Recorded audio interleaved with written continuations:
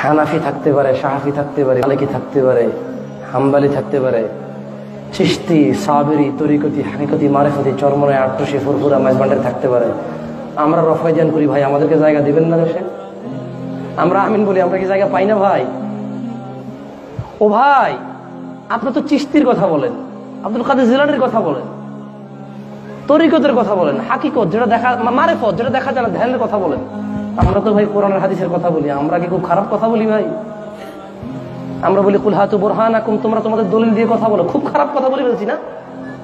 আমরা বলি সূরা হাশরে বলেছে ওমা আতাকুমুর রাসূল ফাখুযু, যা নবী দিয়েছে তাই নাও, ওমা নাহাকুম আনহু ফান্তাহু, যা দেয়নি তা নিও না। আমরা খুব খারাপ কথা বলি বলছি না?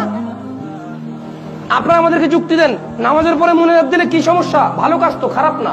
তো আমরা বলি যে এক রাকাতে 3টে সিজদা দেন, ভালো কাজ। তখন দিবেন?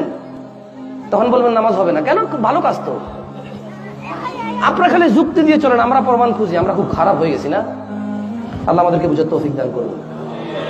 আল্লাহ তাআলা আমাদেরকে হিদায়াত দান করুন।